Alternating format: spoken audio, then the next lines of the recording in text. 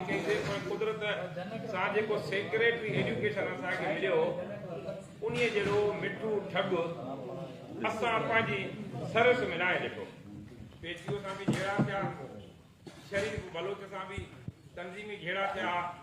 पर हे जेॾी महिल बि वञो दास्तान अहिड़ो पटींदो चवंदो त मुंहिंजी फैमिलीअ में 12 उस्ताद आहिनि, जेकॾहिं तव्हांखे फ़ाइदो पवंदो त मुंहिंजे घर बि फ़ाइदो पवंदो। आख़िरी असांजी वेक में चई त मुंहिंजी फैमिलीअ में 40 उस्ताद आहिनि। मां कीअं वधी विया त माना उन असां सां भई छिड़क ठगी पई,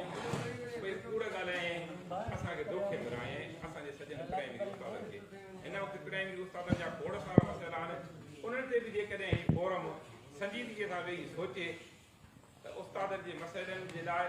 हाजी शफ़ी समेत सिकंदर जदोई समेत जेके असां दोस्त आहियूं तव्हां सां कुल्लो कुल्ले में मिलाए गॾिजी कमु कंदासीं। ॿिया दोस्तनि हिते ॻाल्हियूं कयूं पेंशन जो। पेंशन जे लाइ जेकॾहिं असांजा मर्कज़ जा दोस्त को स्टेटमेंट जारी करे न सघिया आहिनि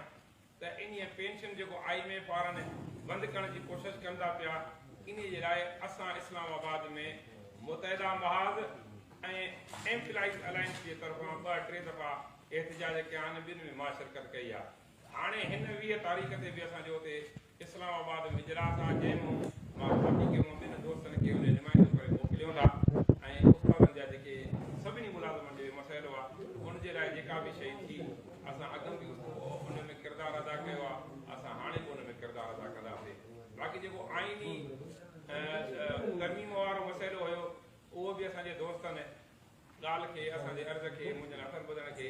मान ॾिनो आहे, त उनखे बि असां वर्किंग कमेटीअ में खणी वेंदासीं ऐं इंशाअल्लाह ताला उन में जेके अवाम आहिनि, जेके डिवीज़न वारा आहिनि, ॿिया आहिनि, उन्हनि ते घणनि ते असां मुतफ़िक़ थी विया आहियूं। बकुल आदी साहब जेकॾहिं असांखे वरी उहा पीर जनरल बॉडी घुराइणी पई त उहा पीर जनरल बॉडी बि उहा काल करे वठंदासीं, को बि मसइलो न थींदो। तव्हां दोस्तनि जी वॾी महिरबानी, तव्हांजा वॾा कुर्ब, तव्हांजा